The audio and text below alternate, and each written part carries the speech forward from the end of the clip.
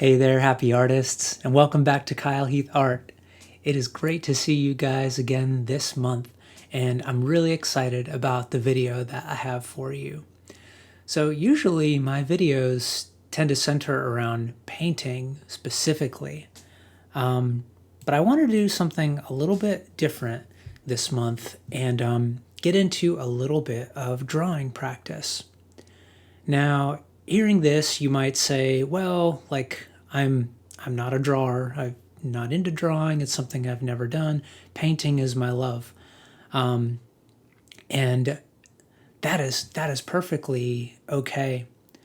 But one thing I want to suggest in this video is the direct benefits that drawing can have in your painting practice. So I'm going to talk about that a little bit more. But first off, let me just give you a quick overview of what I want to do in this video. So this video is all about drawing faces specifically.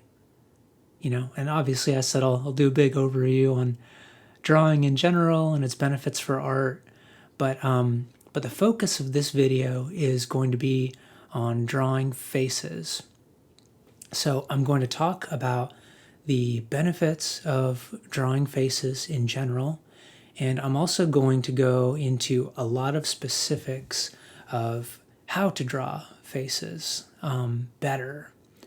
And I'm going to talk a lot about specifically how and why drawing faces specifically is an incredible way to improve your drawing and therefore improve your art in general.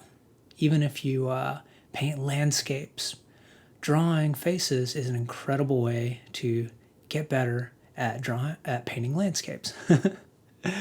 So anyways, that's like a quick and dirty of what this video is going to be. I'm going to be drawing 12 different portraits through the course of this video. And I may be speeding up the video at some point just to, I don't know, keep things moving along. I don't know how entertaining it will be to see me drawing faces in real time, but I know that there is going to be benefit to seeing my specific tempo when I draw, especially if you're totally new to drawing or drawing portraits in general. Seeing someone's actual tempo is pretty beneficial. So I'll at least have a few of these portraits in real time, and I might speed it up if I feel like that would just be better as we progress in the video. So, anyways, why make a video about drawing portraits? Well, for one, I cannot think of anything more difficult to draw than the human figure. When you look at the human body, it has so many different changes in volume, so many different complex shapes. I mean, just look at yourself in the mirror and look at your nose. Man, what a weird shaped thing that is. Look at that with some light shining on the side of it, and you can really see the complexity of that part of your body. And the reason why trying to tackle something that difficult is beneficial for an artist is because it really challenges your skills in observation to try and capture something that, if you're a little bit inaccurate with it, it's going to look wrong. That's a good thing when you're trying to improve as an artist, because that's an instant check-in on the accuracy of your measurement, which is a really important thing in art. Obviously you can create art that is inaccurate. You can draw faces that don't have a likeness, and it can still be completely valid and beautiful, life-changing art. But there's a benefit to having that sense of control over what your mind wants to do and what your hand actually does, what your pencil creates on paper and what you are trying to create when you are looking at your subject. That's for most artists, that's a really valuable and critical tool to have in your tool belt. And that can actually be kind of difficult to attain if all you do is paint trees, or all you do is paint fruit, because those are forgiving subjects.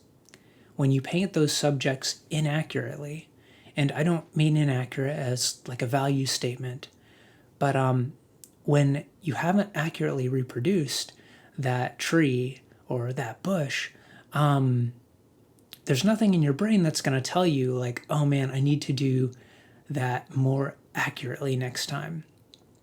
So it becomes kind of this, self-fulfilling prophecy of when you draw easy things, or when you don't invest mental energy to try to draw more accurately, you're just going to continually replicate the same errors that you always make in drawing.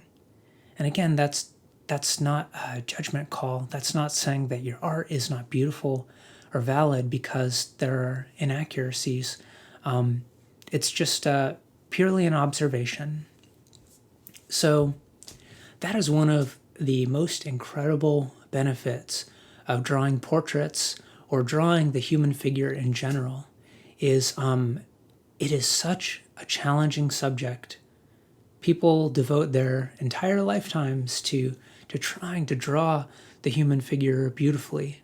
And that means that it's a really great schoolhouse for trying to improve your own artistic skills.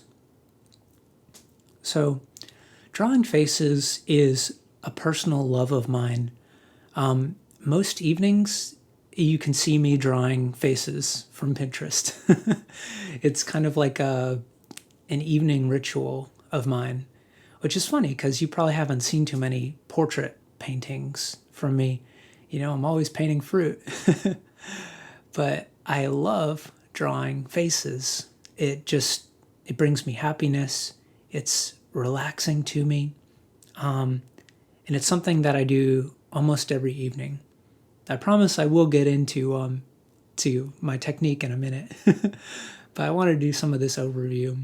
But yeah, I guess I will take a brief break from the overview to start getting into my techniques a little bit once I start on this third portrait. But yeah, I consider this, despite the fact that I just spent all this time talking about how difficult it is to draw faces, I actually consider it to be very relaxing, very freeing. In fact, my drawing time in general is far less intentional than my painting time. I'm not trying to specifically get better at something when I draw.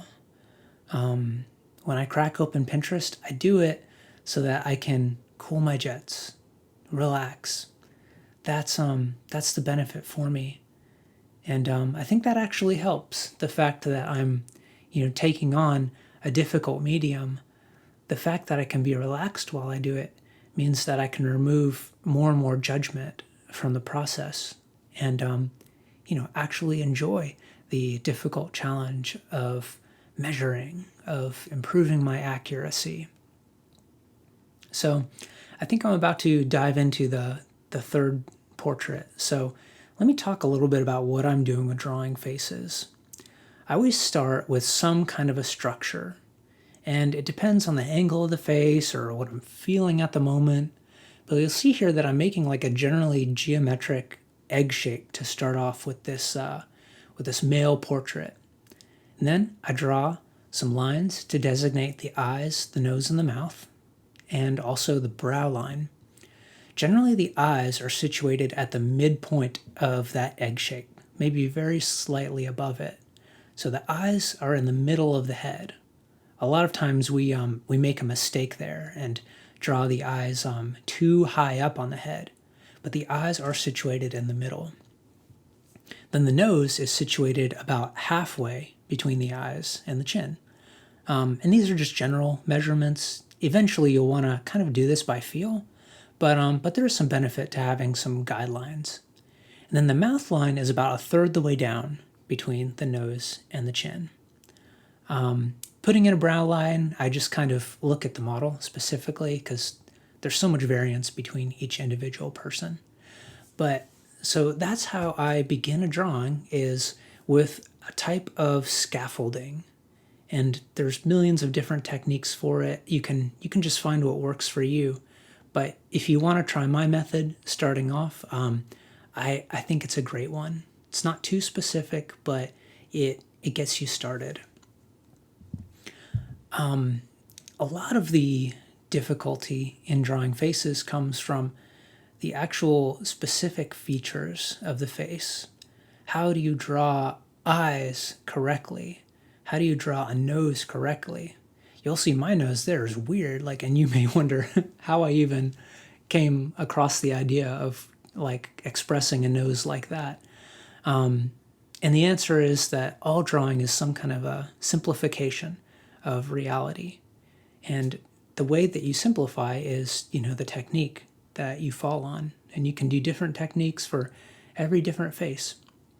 But developing the skill of simplifying a complex subject is one of the benefits of drawing.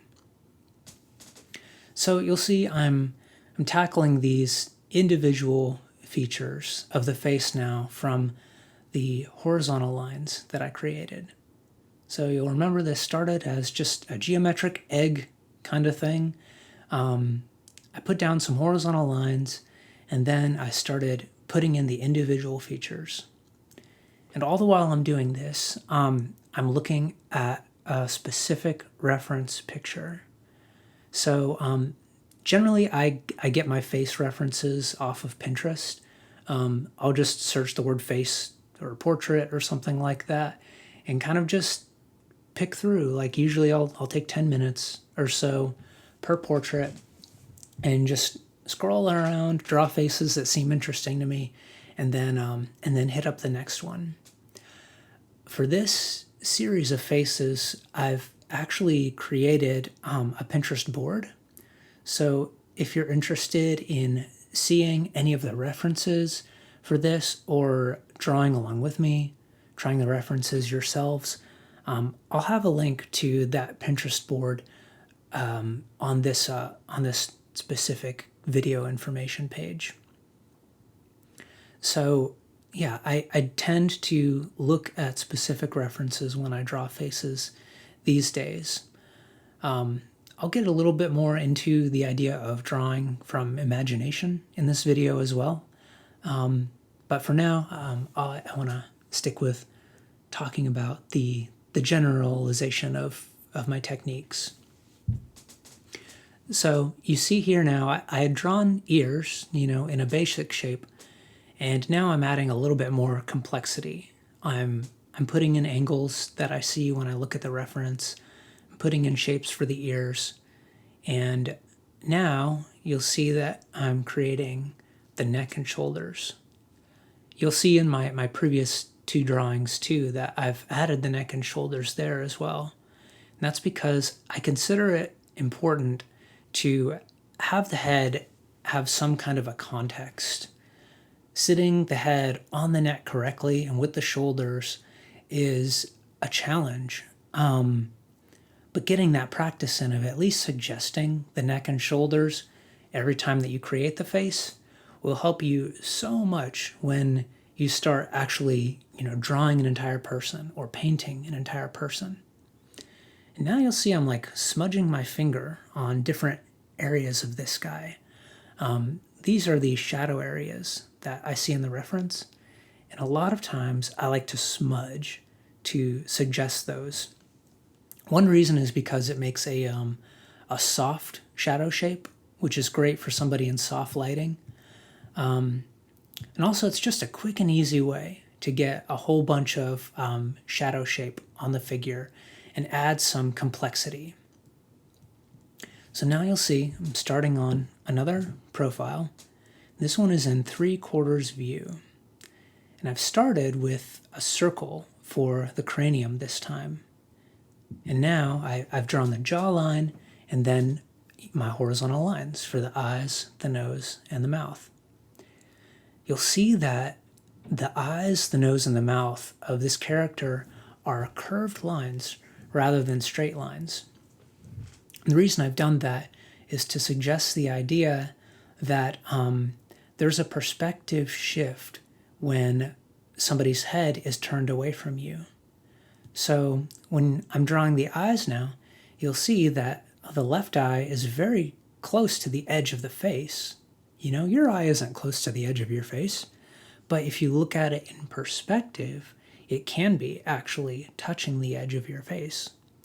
And that's why it's important not to over-rely on measurements specifically as like this is where the eye always goes on a face. Because when the head shifts slightly, all of a sudden, all of your measurements are different. So it's good to have a general sense of the volume of the face, but then to start using your intuitive judgment on the placement. So you'll see that like this right eye that I'm drawing now is much further away from the nose than the left eye. And again, that's because of the specific qualities of a face in 3/4 view. And if you don't understand what I mean by 3/4 view, it's where the head is basically halfway turned to the side. So it's at like a 45-degree angle from you. And that's a very common perspective for portraits because it's beautiful, it's interesting, it makes great shadow shapes when the light is shining at specific angles. So 3/4 view is a very common way to draw a face. You also have a full frontal view, like the male portrait that I drew just before this. And then you also have a profile view, which is where you're directly looking at the side of someone's face. And I'll have a profile view in this video later as well, and I can talk about some of the things you want to focus on there. But you'll see I'm still doing the same thing in a 3/4 view as I did with a full frontal view. I've drawn lines that designate generally the placement of each specific feature. And then generally I'll create a simplified shape for the eyes or the nose, and then I'll get into more detail after the simplification. And then it's just rinse and repeat. I'm looking at the subject the entire time that I do this, but I do try to not overlook at the subject. Generally, I try to get a good look at the subject, enough that I kind of can remember what I saw. And then when I get to the drawing, I just try to get it as close as I can to memory. What that means is that my drawing will not be perfectly accurate. If I spent 3 times as much time on the drawing, if I looked at the model more often, it's possible that I would have a more accurate drawing. But the problem with that is I'm not training my memory by doing that. And the benefit to training your memory through trying to use your mind to hold what you saw in the subject is it'll help you with every future portrait that you draw. If we get way too beholden to looking at the subject that we're creating, we could draw faces for 20 years. And then if somebody asked us, hey, can you draw a face for me from imagination? We wouldn't be able to do it. We wouldn't know how to draw a face because we had never trained our memory of what a face even looks like. We have just blindly copied angles. Now, there's tons and tons of benefit to learning how to copy angles accurately. But I would also say there's a huge benefit to training your visual memory. That's something that I think more and more artists are starting to realize and talk about, is that every aspect of art can be improved by working on your visual memory. And drawing from a reference is a great way to do it. You just you try not to overlook at the reference. You try to depend on what you saw for just a couple seconds longer while you're drawing that angle of the hair, even if the angle of the hair is going to be incorrect. That's all right. You'll see too that you don't see me erasing a whole lot. I'm going in and erasing these, scaffolding lines that I've created. But honestly, when I'm drawing for myself, I don't even do that. I leave all the scaffolding there. But for the video, I thought it'd be nice to, clean up the faces a little bit, especially since I'll probably be taking photos for, thumbnails and things like that. But getting into a practice of not over erasing, I think, is also a really good pattern to get into. Now you'll see I'm going to start drawing out shadow shapes. And this is different from what I did in that male portrait earlier. Now I'm actually creating lines of where I see the division between line and shadow on this portrait. And this is an incredible way to convey a 3D effect of your drawing in a way that's pretty quick and easy too. You'll see I'm not spending a ton of time rendering a shadow, but I am drawing the information so that the viewer can see that there's light being cast on this face, and there are all these complex forms that you can see now that the light is shining on it. See how the shadow shape curves up a little bit on the jaw, and then curves back down. That's communicating something about the form of her face.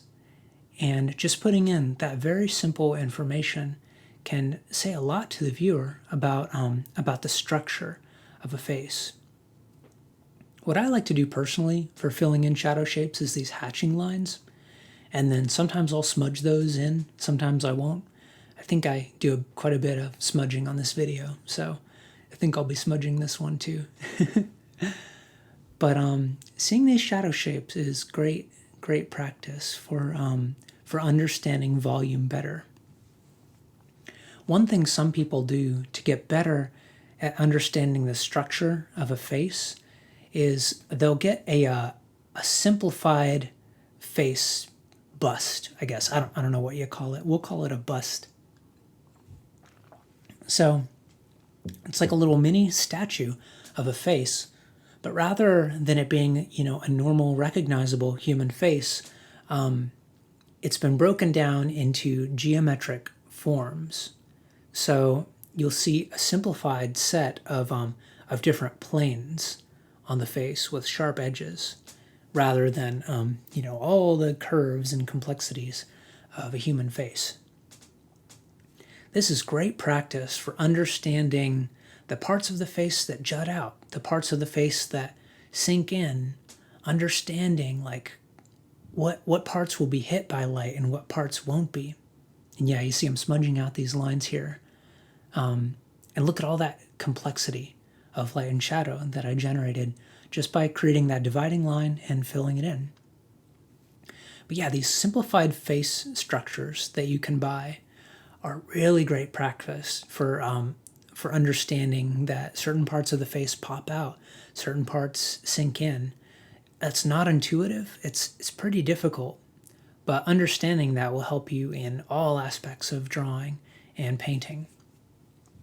When people get these busts or mannequins, a lot of times what they'll do is they'll shine a light on that bust, and then you'll see the complexity of the light and shadow interacting with the different volumes of the face. Certain planes of that mannequin will be entirely in shadow, others will be completely in light, and some will be kind of mid-tone. And that helps you to see, okay, well, based on how the light is striking this subject, it tells me, there must be some eyebrows jutting out over their eyes that makes the top of their eyes in shadow, even though their forehead is in light. And that's because your forehead juts out and then sinks back in at about a 45-degree angle. And your eyes kind of sit in this like cave-like structure. The nose juts out from the face. The lips jut out from the face. Below the lips, indents a little bit, but then the chin juts out a bit. So starting to view the human face from this kind of perspective of understanding that it's a 3D object, that there's volumes going on here, is a great eureka moment that you can develop from practicing drawing faces. Now for this portrait here, you'll see that I've gone a bit more geometric with it. I have a lot more like harsh angles. You can see that that lady's chin is like something else. And this is just a stylistic thing. Sometimes I like using curves. Sometimes I like using angles. Sometimes I'll see a specific subject in a person. Most often a man will like have these features that are very angular. And that'll suggest to me the kinds of strokes that I want to use to create a general feel about that person. If you look at male faces, in general, they tend to be much more severe and angular than female faces.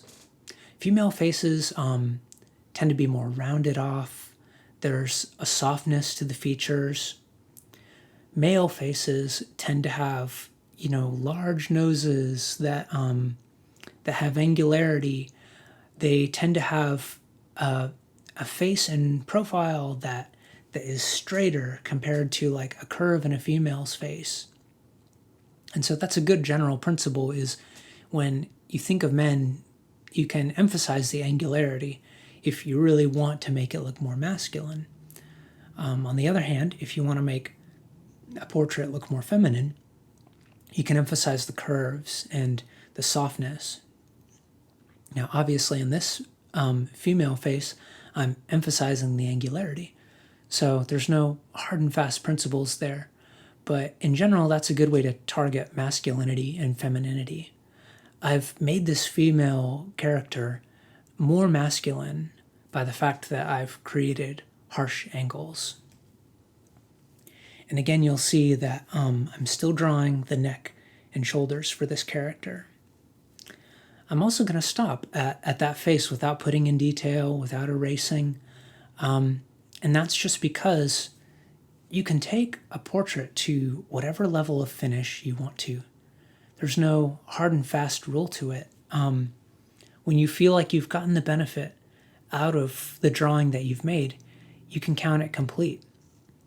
And I would suggest that you jump around with the amount of time that you spend on a portrait.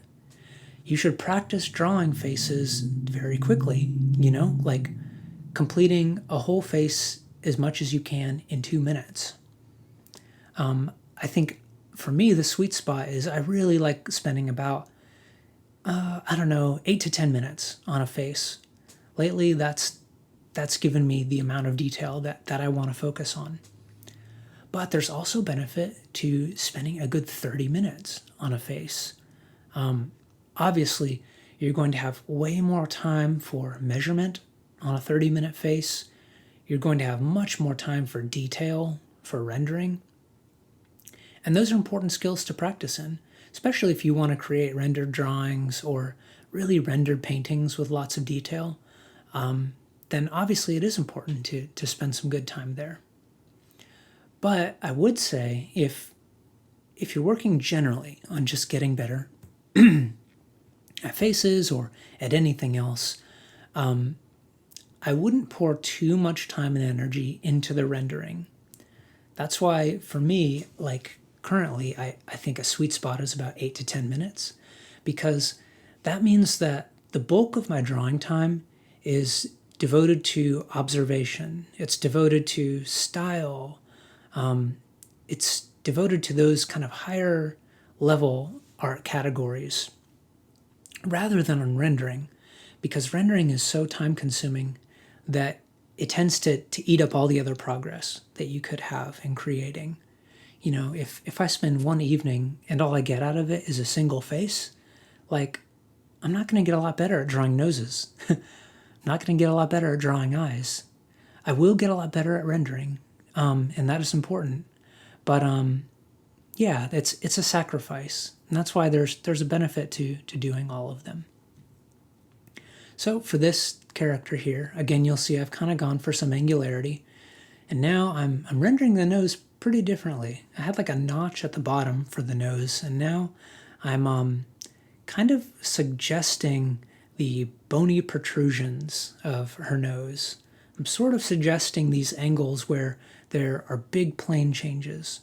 That's why I have that big vertical slice down at the bottom of the nose, is because it's kind of a dividing line where the round, fleshy middle of your nose meets one of the fans. You see your nose kind of fans out after that bulbous part in the middle, and that's a plane change. If I had light shining on that, you'd see different lightness and darkness between those areas because of the change in the plane. You'll also see that around the eyes, if you look above each of the eyes, you'll see there's kind of like a C curve on the outside of each eye. And again, that's suggesting a plane change. For this face, I really wanted to suggest the idea that there are certain parts that stick in or out.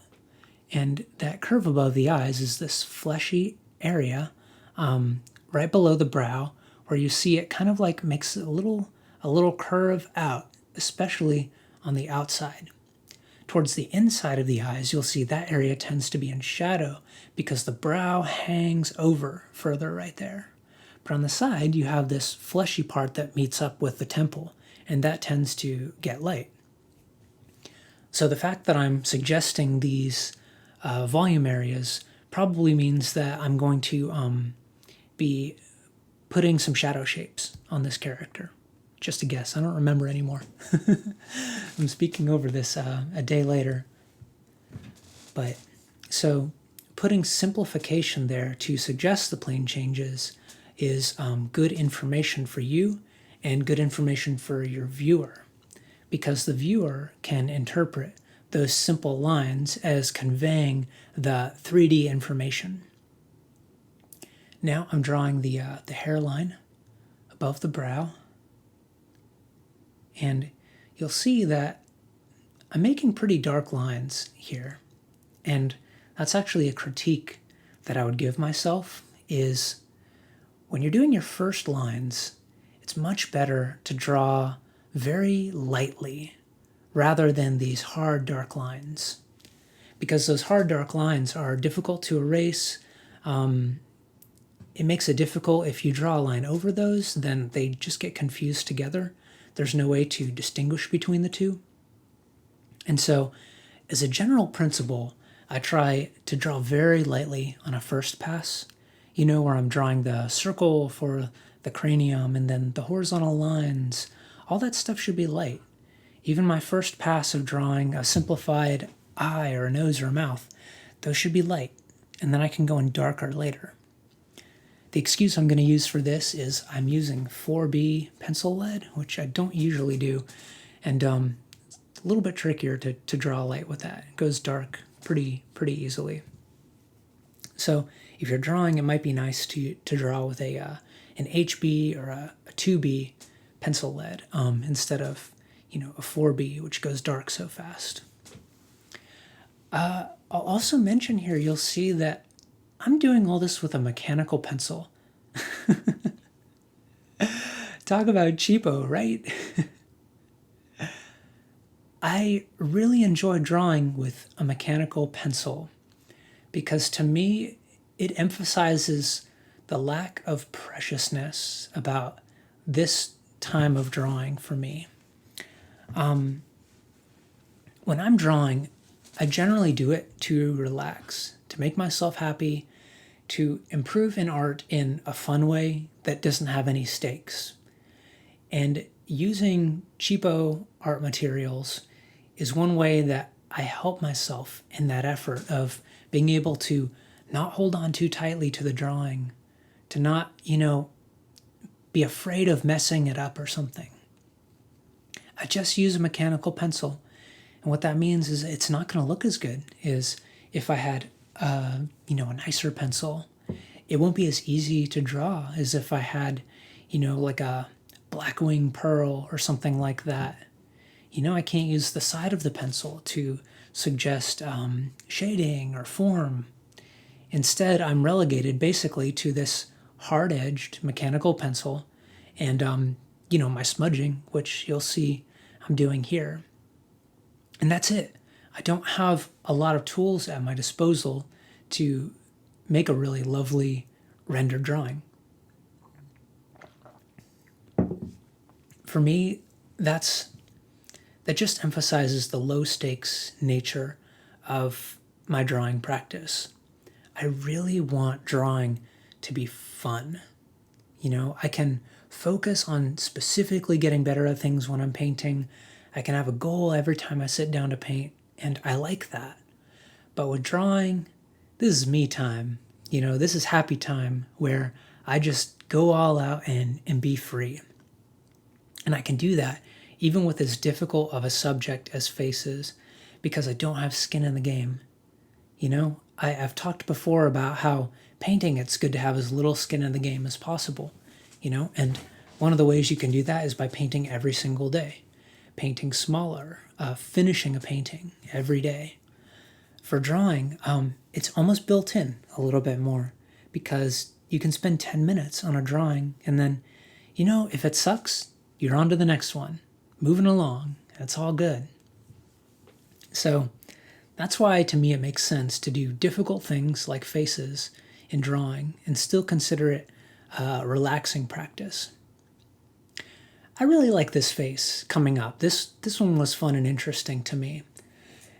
In this drawing, you'll see I'm starting off like kind of how I usually do.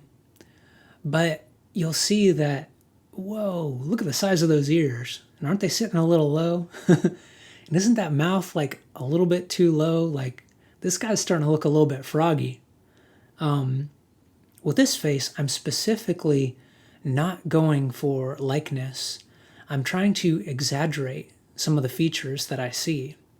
Another word for this is you could call it a caricature. I'm doing a little bit of a caricature when I'm drawing this person. And this is just fun. I love doing this. Honestly, I get even more silly. Like when I'm not drawing for a video, I'll make big dumb potato shapes for the face and then try to fit eyes, noses, and mouths on there. I draw some really weird, dumb-looking faces, you guys. And it makes me happy for some reason. I have no idea why. That's a great realm for drawing from the imagination, is trying to create just dumb faces and seeing how do eyes and noses and mouths work? How does a face look when they're wrong? That helps you when you're trying to make it look right. That informs your memory of, okay, well, I know that if I want to make this face look normally, then the eyes are going to have to be about this far away. See, look, I've even set his pupils like a little far to the side instead of looking head on. And, that's not how he looks in the picture. Like he's a perfectly handsome young man. He does have kind of big ears, but yeah, you'll see that these decisions I've made already are making him look a bit cartoonish, a bit exaggerated. And that's an important thing to do in drawing. It's a good playground for figuring out how to make things look right and how to make things look interesting, how to draw the eye towards certain things. Again, you'll see the wings of his nose. Like, I've almost made them like bars, like on a keyboard, facing each other. The wings of his nose are much softer than that. The bulbous part of his nose isn't like a big V like that in real life. But pushing what I see in this person is great practice for understanding how to do things right, how far you can make things look wrong before they look too wrong. And a lot of that will really inform your sense of style, which obviously is something that can carry over into your painting. A lot of great painters that I respect and follow, I wouldn't say are like extremely accurate with their paintings. Like a lot of times they're, the pair that they're drawing might look kind of wonky, but it's a good kind of wonky, it's a pair with style. It's a pair with spirit and spunk.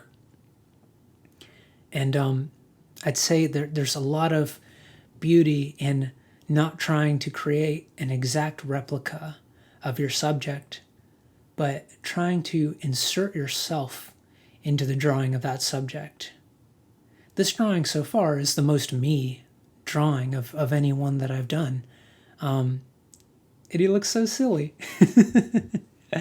My drawing is wrong in a lot of ways. It's not accurately capturing the angles in all the right way.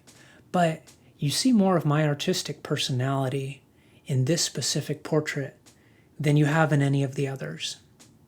And that's a goal of mine. It doesn't need to be yours. I love artists that draw, perfect, beautiful realism too. I think it's great. But personally, I get bored by it eventually. I feel like, I'm never going to do it quite as well as, Da Vinci or, whoever. It's pretty much reached peak art at this point with how well you can do realism. But in my mind, there's never an end to the different perspectives and personal expressions that art can convey to people. There's no end to it because my derpy way of drawing this guy would be different from your derpy way of drawing this guy. So that's what I live for in art personally. Obviously, I value accuracy because you need to be accurate before you can do this kind of stuff. These are intentional errors on my part, even if I'm not thinking about it super hard. These are decisions that I'm making to make his ears look really wiggly, to make the inner parts of the ear look really wiggly. But I couldn't do that unless I could draw, unless I knew how to put the pencil where my brain wants it to go. So those two things can be married together. This realism and this style, they can both coexist together. Man, is there any end to the good things I can say about drawing? Seriously, you hear me talking about cheat codes in art all the time, and drawing is one of the biggest. If you want to get better at painting, do some relaxed drawing while you're watching TV with your spouse. You guys have Netflix on, every night anyways, just like we do. So, why not just do some casual drawing? It's a way to redeem that time. And gosh, your art can improve so much, so quickly by doing this. I'm telling you, I've not been an artist for a long time. You guys know that. I picked up art 2 years ago, and I'm not tooting my own horn here. I'm not trying to say that I'm this fantastic artist, but I've grown and learned very quickly because of putting time in with things like this. Again, I'm not trying to brag. I hope it doesn't come off like that, because when I say this, what I'm trying to convey is you guys can get this too. You can, grow your art skills very quickly if you do it the right way, if you're consistent, and that's not what everybody wants. There's no reason why that needs to be your art goal at all. Art is not about improvement. Art doesn't have to be. Art is about enjoyment. It's about self-expression. But you want to get better, then drawing is a great way to do it. And faces is the best way to do it. Faces or the human figure. Depending on how you feel about figure drawing, of the nude human figure.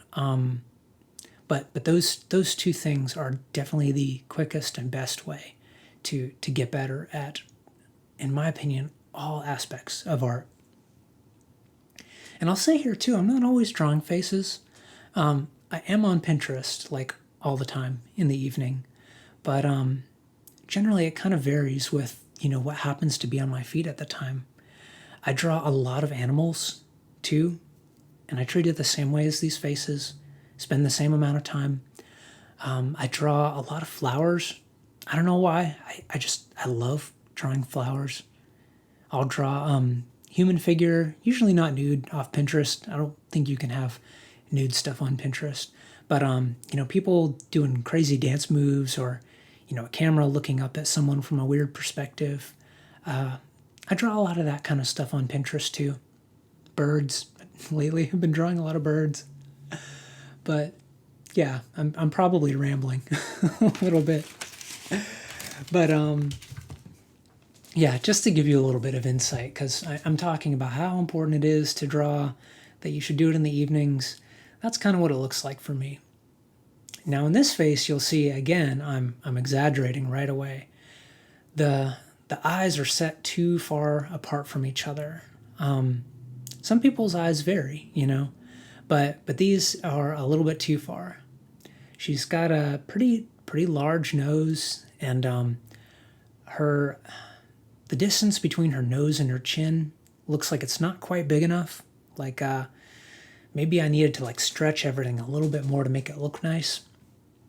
But again, this is a stylistic choice, and you'll see with this drawing that she's going to look a little bit more cartoonish. The guy to the right is kind of exaggerated, kind of silly. This one's going to look a bit more like a cartoon, which means I bet you I'm probably going to simplify a lot of these shapes even more than I have previously. These drawings go quicker, but they may be the best practice of all. Doing a bunch of these for 2 to 5 minutes is a really great way to figure out where you need to situate the features of the face to make them look right. So you'll see I'm probably not going to go into any detail at all in the eyes. I'll probably do a line suggesting the bottom of the upper lid. Yep, see, there we go. There's the bottom of the upper lid. And look at that, I'm already going on to the next eye. That's probably all I'll do there. I'll probably recircle the pupils, yep, just to make it really clear which direction she's looking at. But I'm probably done with the eyes right there. So this is the speed mode for drawing faces. Now there's all different types of styles you can do for this. One cute way I've seen people draw noses is just like a big circle. There's an artist called Loish, and a lot of her noses at least start off as just a circle or an oval, and that might be all she does. And it looks super cute. It lets you know where the nose sits on the face, and especially if you're starting off drawing or you love drawing stylistically, that is all you need to communicate to the viewer nose. You can even shade it still with those simple shapes. You treat it the exact same way you would any other volumes. Just this person has a round oval nose instead. And that looks fine. It looks totally fine. Yeah, so her hair almost looks like a bucket a little bit. Her bangs just do that kind of a, bucket hat kind of thing. And that's okay. You'll also see, I wanted to mention this, that you see how her head really is egg-shaped compared to all the other portraits that I've drawn. This is a way that you can simplify male and female faces. Generally, female faces, as I said, are softer shapes. So this rounding really works for a female. And with this kind of simplification, you'll see that I don't spend a lot of effort suggesting the curves that you would normally see on the temples, the cheeks, where the jawline meets the chin. Generally, you'd see a lot of different curves going on there. But for this simplified drawing, it remains basically an egg shape till the very end. So yeah, that's just an example of simplification. I love simplifying my drawings. And honestly, I would say 75% of my drawings kind of look like this, especially the ones from my imagination. And that reminds me, I want to talk a little bit more about drawing from the imagination. This is something I don't know if I would suggest to beginning artists who haven't drawn a lot of faces, only because it's kind of mentally taxing. It's tiring to draw from the imagination. At least for me, starting out it was. But once I got a lot of faces out of the way, I've probably drawn 2,000 faces in 2 years, something like that. So I've got some mileage under my belt. And now I try to force myself to draw from the imagination pretty frequently. I was doing it every day for a while and not drawing from reference intentionally. And what this does is it does something I mentioned briefly. It builds up your visual memory. What your visual memory is this whole library of understanding of the universe that you carry in you at all times. So, for example, the fact that I know that the upper eyelid is kind of curved, like this half sphere sort of shape, above the eye, but then it sinks in. So the eye is like a ball that's sunken into a cave. That's part of my visual library now. I know that eyes do that. And when I make up an eye, I can accurately draw an eye that looks real, that looks detailed, because I understand how eyes work. I've added that knowledge to my visual memory. And the way that you build up that visual memory is by drawing from your imagination. And like I said earlier, by not being overly dependent on your subject. There's a lot of does this look right or does it look wrong to it? Because what you're doing is you're drawing to a reference in your own brain. So the reference is does this look weird to me? And yeah, if you do a lot of that, you'll find that your visual memory grows. All of a sudden, you just know how to draw an apple accurately the first time. You know how to draw a human eye. You know how to draw a landscape from the imagination. And gosh, I can't even go into all the benefits that applies to your art. I'll have to do a whole video on it once I understand the concept more. It's still new to me, but I'm seeing the fruits of it. It's almost like I don't really know how to explain why it's good yet, but I know that it has improved my drawing dramatically. And that the biggest improvement has been drawing faces, because faces are so complex. There's so much information in them that once you can start to internalize this stuff, you can kind of offload and focus on other things. I've talked about this with painting too, about the idea of trying to focus on one thing when you're doing a painting. That's allowing your visual memory of painting to take over for most of the stuff. Say, I want to get better at, shadows while I'm doing a painting. Then I'm intentionally not going to think too hard about the accuracy of my painting. I'm not going to think too hard about the colors. That way I can spend that mental energy on trying to get better at understanding how shadows work. And the next time I make a painting, I'm subconsciously going to be better at doing shadows than I was before, because I've added to my visual memory. So here is the portrait. I think this might be the only portrait that I draw in this video, so I'll talk a little bit about it. Again, you'll see I start with the scaffolding, round head for the cranium, and I've got that curve for the end of the face.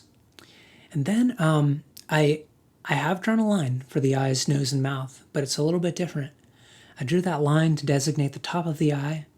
I drew the line to designate the bottom of the nose, like I usually would, but it's slanted this time. And that's because the nose was slanted. And the same thing with the mouth. You'll see it tilts down, that specific horizontal line that I did at the beginning. It tilts down because, in general, if you simplify it, that's what the human mouth does. It kind of goes down once it gets to the sides. It's up higher in the middle, and then it goes down when it reaches the ends. So you'll see that the principles are the same when you're drawing a portrait, but the angle's totally different. So, you kind of have to use your scaffolding differently. And so I'm doing the same thing here as before, though. I've suggested those lines, and then I've created a simplified eye, kind of simplified nose. I kind of went complex early. A very simplified mouth. And I'm going all in on this ear. Ears are fun on this in profile view because you see the whole ear. It's almost like the ear show for profiles. I love it. There's so much character in a profile because of all the angularity with men and with women. Just look at all those angle changes on there. It makes them difficult. Yeah, it is probably more difficult to draw a profile, but just look at that character of that. Oh, even that Adam's apple I just drew there. Man, I absolutely love love drawing these. I think this is a female potentially too. No, that has to be a male. That Adam's apple is too big. I think this might be a male with a lot of hair. But yeah, again, you'll see that I've overemphasized the characteristics of this drawing. I must be getting more comfortable because I'm drawing more Kyle on this second page than I was on the first page. His eyes are way too big. It's pretty common to draw eyes too big too on accident. Here I've done it intentionally, but that eye is not realistic. That nose probably goes too low, and that's a frequent error of mine actually. Something I need to improve on is making noses end higher up. Look at that gigantic nostril. I love style. I just love it. I feel like there's so much character in that. And now I'm adding complexity to the lips. You'll see I've drawn the upper lip there, right? And then doing this lower lip, a little bit more curve. The lower lip kind of fans outward into this kind of delicate swoop, especially females. And then his chin, good. I'm softening that bottom lip. I made it a little too hard, I think. And then in talking in terms of exaggeration, look at that ear. It's so big. It's so wonderful. I love it. You'll see that the eyeball curves a little bit too. It's not flat because the eye is a sphere. And you'll see for the pupil, it actually like juts out a little bit even more. And that's, or not the pupil, sorry, the iris. And that's because the iris sits on top of the sphere of the eye a little bit. So it juts out even more than the rest of the eyeball. It's kind of like sitting on top there. So when you look at it from the side, there's a little bit of bump in the iris sitting on top of the sphere of the rest of the eye. And these seem like small details, potentially. If you're drawing simplified like me, they may matter even less. But it's that habit of observation that I think is really valuable. Even if you don't always capture the information that you know about the human figure, the fact that you observe and are aware of it is going to contribute to your improvement in all areas of art. Doing my smudging and my simplified shape there, you'll see that shadow shape right next to the eye. I was talking about that earlier. That's where the brow sits way far forward compared to that big recess that the eye sits in. It's most extreme right on the side of the nose. So a lot of times that area can be in shadow when you have light overhead. And I've suggested that through just a simple little shadow shape. Yeah. Love that. Gosh. Okay, let's see. Are there any big things I wanted to talk about here?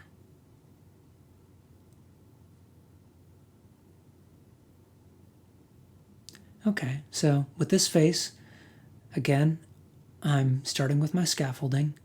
I've drawn the jaw pretty early, and then the eyes, the nose, and the mouth.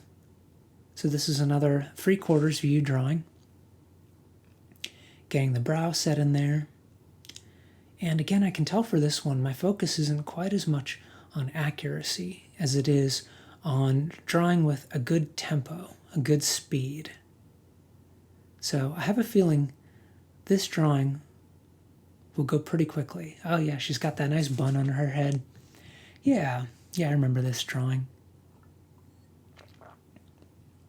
Angular and simplified. I'm definitely drawing a little bit more Kyle stylistically in these. But that's good. It's good to talk about style, especially since style is obviously one of my interests. So yeah, I feel like I sometimes have more to say about style than I do about drawing accurately. Because I haven't talked too much about drawing accurately, though, I guess it would be important for me to put a little bit in there about, drawing is very difficult. If you get the accuracy wrong, then you can't get the likeness. If you get the accuracy wrong, especially on something complex like a face, it looks wrong. And it's easy to make a face look wrong. And I know that can be pretty discouraging. A lot of people don't draw faces because they feel like they can't. I'm no good at drawing faces. They look the same as they did when I drew faces as a 5-year-old. I haven't gotten any better. And drawing is a skill like any other. And there are different techniques that you can use to improve in a specific skill. Drawing is something I believe that everyone can intuitively do accurately and well. Style is the part that I think is a little more tricky, actually. Getting style is a lot harder for some people. But in terms of drawing accurately, think about this. In like the 1800s, America or Europe, drawing was a normal part of people's lives. It's kind of like in school now, everyone takes English class. Well, in the 1800s, everybody drew. It was just something that you did. And that's something that's been lost in, education since then. Which I think is a shame, because drawing brings so much personal expression and enjoyment, just like all the arts. But so, if you look at these like drawings that normal people did in the 1800s, they're incredibly beautiful and detailed and accurate. People could draw back then. It's amazing. Gosh, even if you look at like, like Charles Darwin's drawings of finches and stuff, guy was a talented artist. And that's not because he had any innate skill of knowing how to draw accurately. It's because people drew back then, and they knew how to draw back then. And that's a skill that you can access as well. So the whole I just can't draw accurately, I'm no good at it, that's not true. You can become a more accurate artist. I think that's the easiest thing that you can improve in art is your accuracy. If you want to hear this from the best of them, then read the book Drawing from the Right Side of the Brain. That's what got me into art in general, was reading this book. It was it just blew my mind to hear this lady talk about it. Betty Edwards is her name. And that's her thesis too, is that you can draw. It just involves having the right mental state when you're drawing. You need to know how to draw accurately. You need to know the mental state that you need to be in order to draw accurately. And what she says is the reason that a lot of people can't draw is because we tend to let a certain part of our thinking dominate throughout our lives. And a way you can talk about this is the left brain. It's the logical brain.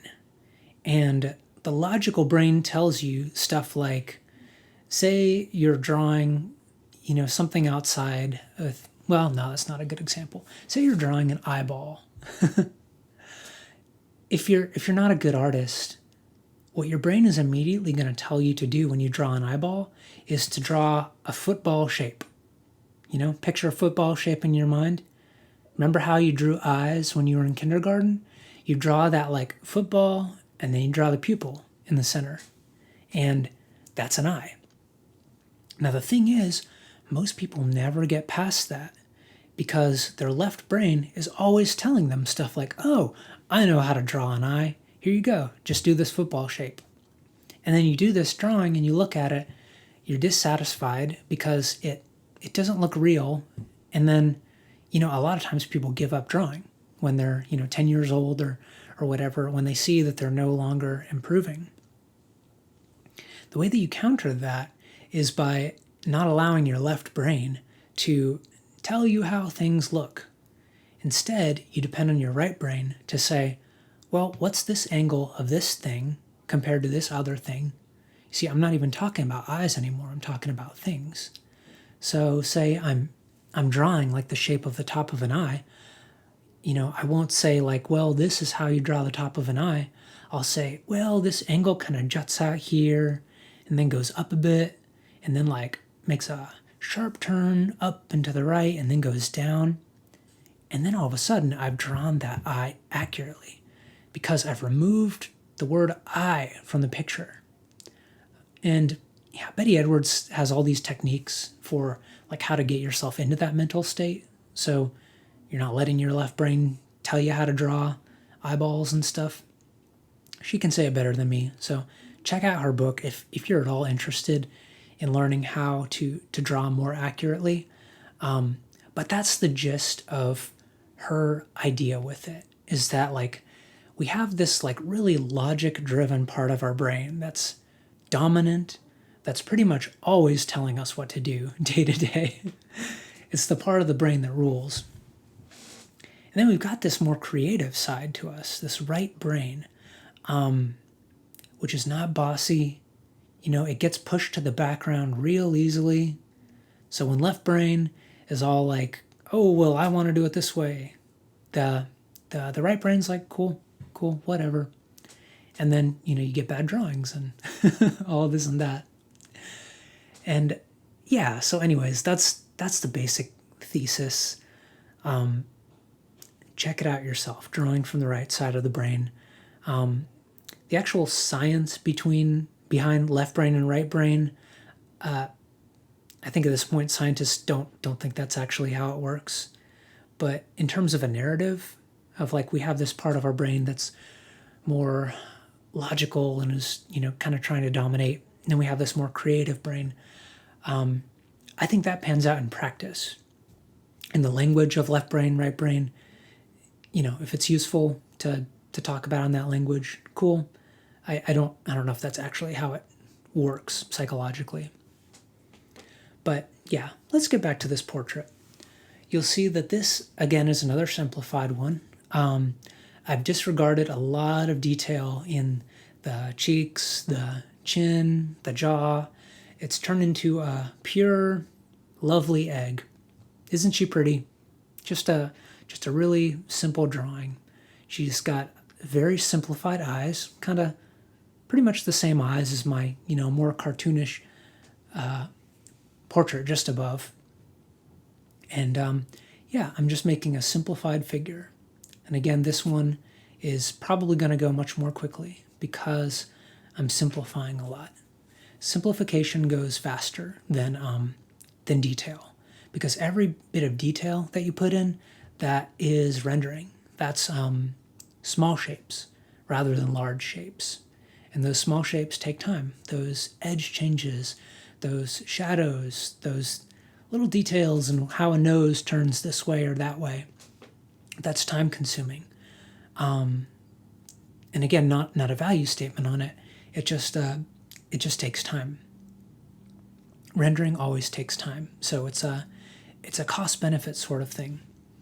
I think if you're going for maximum impact, simplification gets you there. A lot of times simplification ends up being a stronger piece of art than one that is, quote unquote accurate. You can see that in like how I've simplified this face. Her face is pretty striking. There's not a lot of distraction right now when you're looking at this face. You're more focused on her expression than you are about, the details of her face. And so there's storytelling power in that. If that's what I want to convey is impact, then simplification serves me in that way. Simplifying shadows is the exact same thing. And you'll see that most of my shadows are simplified. Look at all those portraits up at the top part of this piece of paper, and you see this stark, light, dark, and that's it.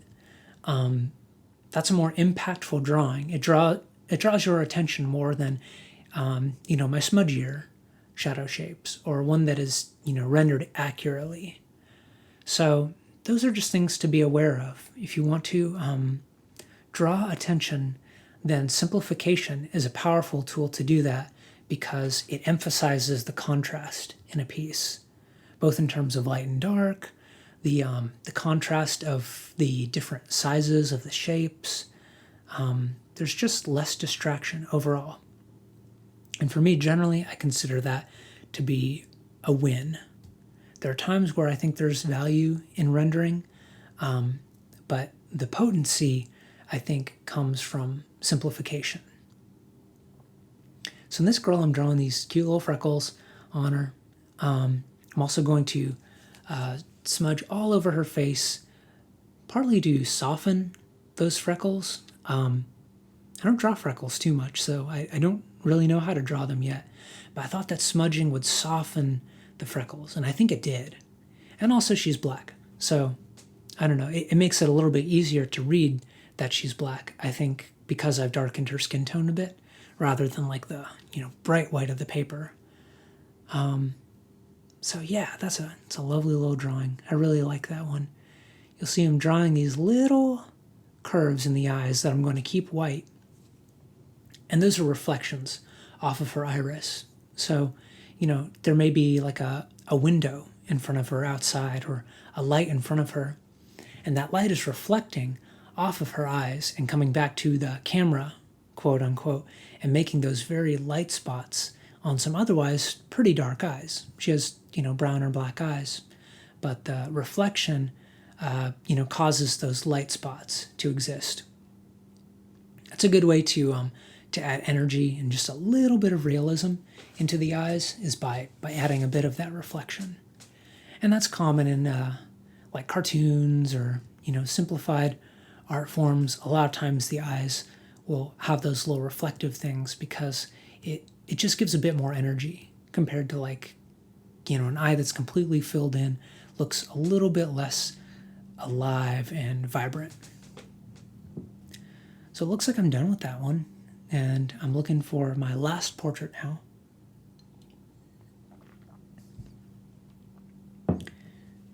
So I'm starting this again with my scaffolding. You'll see I've got a curved vertical midline. That's really helpful in those 3/4 drawings to kind of gauge where the middle of the face is, and therefore how the perspective is going to affect where the eyes sit specifically. Also tells you where to put things like the cheekbone, the angle of the jaws. Those are all related to the midline of the face. And then the ear tends to be pretty easy to place on these 3/4 drawings, in my opinion. So in this one, I'm adding a little bit more detail outside of the simplified shapes. I've got the whole chin, I've got the brow line all figured out, and now, okay, this is neat. So her eyes are closed, and this helps you to see that, again, the eyes are still spheres, even though the eyelid opens and shuts over them. And so that line of the eyelashes represents, where the eyelid is in relationship to the eyes. So you'll see the eyes will still have pretty much the same shape at the bottom of the eye, which is basically the line that I'm drawing. But now with closed eyelids, you actually see the top half of the sphere of the eyeball. It's not obscured by eyelashes with an open eye. You can actually see the shape of the eye. A lot of artists will start their eyes off like this too. They'll draw the whole sphere of the eye, and then they'll sit the eyelashes over it. They'll sit where the eyelids sit on the eye after they've drawn the sphere situated, in the recess of the brow line. That's a great way to get all 3D with it. You'll see here the 3D nature of her lips too. You can picture how they jut out of the face. The face has like a maw to it. So it's not flat right where your lips are. It kind of protrudes up and outward, a little bit like a football. We talk about eyes being footballs when we drew them as kindergartners. Well, the maw of the mouth kind of has this sort of half football shape. It rises up and then is higher in the middle than it is at the sides. So you can see a little bit of that there, especially with how the lip, juts out so that you can't see the entire right side of her cheek. So that's a little bit of me paying attention to the volume of the face. And as I recall, this face is sitting in some interesting shadow too, which is helpful for conveying that volume.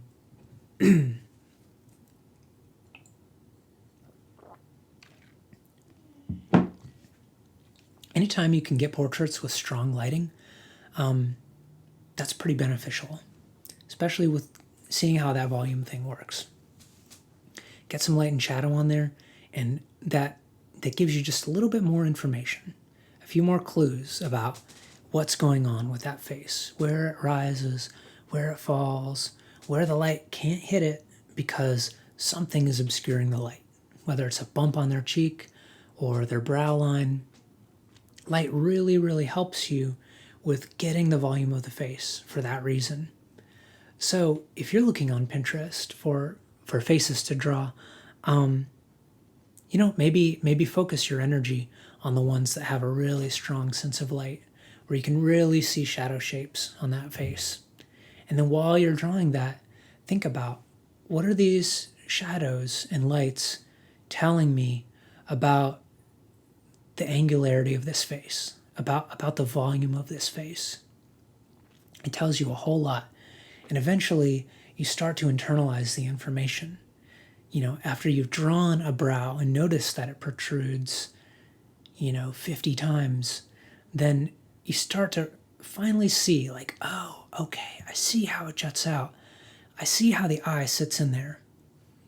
And then even if you're drawing a simplified thing like this, in your head, you're still keeping in your mind that these eyes are situated in there. And that helps you to place it right.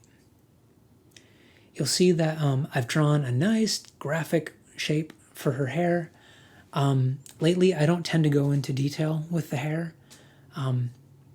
Just a stylistic choice.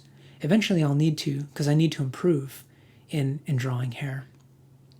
But lately I've considered that more of a rendering problem. And I want to work more at style and accuracy than rendering. But for hair, graphic shapes work really, really well. You can see that her head almost looks like the state of Florida or something. Her hair does. Like the state of Florida. I can even see a little panhandle going on there. It's just this squiggly graphic shape. And that works. I think, if nothing else, your hair should start off as a graphic shape, and then you should render from there. Giving that angularity to some hair gives it a lot of life. And I think that's pretty crucial to drawing hair. For her, I'm probably going to keep her hair white, actually. I don't think I'm even going to fill it in. I'm filling in her turtleneck. That way we can get some contrast going. And then I should be starting with the glasses. Glasses are very tricky to draw, especially in a 3/4 view, because you have the problem of perspective. Good observation helps there. And, I'm not going to tell you I did a great job on these glasses. I'm not sure if I did or not. But good observation helps. You can see where the edge of the glasses are in comparison to the edges of the eyes. Taking a look at where the glasses are compared to the eyebrows, where they touch the nose, that can help you with placing glasses. But it is difficult. but it's a great strategy for practicing perspective and changes in what's the word I'm looking for? Planes, changes in planes. So looking at these glasses, both of these glasses should line up more or less on the same plane, which means one shouldn't be significantly higher than the other. There should be a feel that these are on the same plane. And same with oh gosh, my brain right now. The arms of the glasses where they sit over the ears, those should be on the same plane as well. So I'm kind of finishing up these glasses. I would recommend that you draw the whole face before you draw the glasses. Maybe the only exception to that would be if like the prescription is really strong and there's like a really severe kind of change in like how the face looks through the glasses compared to not through them. Maybe you'd want to draw the glasses first in that case. But in general, I would draw the face without the glasses and then add the glasses on top. And now you'll see I'm drawing shadow shapes again. So these harsh lines where I see that the light no longer hits the subject. You should be used to seeing that shadow shape by now. It's common in just about every face where there's overhead light, as the brow is going to block some light right between the nose and the eyes. So drawing those shapes, again on the other side, getting some darkness in there. I'll be drawing a shadow shape for the bottom of the nose, it looks like. Yep, the bottom of the nose. So obviously light hitting overhead is not going to hit the bottom of the nose. It's going to hit very strongly at the top of the nose. So the ridge on the middle of your nose a lot of times gets quite a bit of light. And it looks like I've got shadow on the left side of her face, which tells me now that the light is coming in from the top right. So it's shining down. You can see pretty far to the right because the line of shadow pretty much runs down the middle of her face. Thinking about the direction of the light is good practice for understanding volume. If you know where the light is, then you should be able to invent the shadows yourself. And once you're at the place where you can invent those shadows on a face,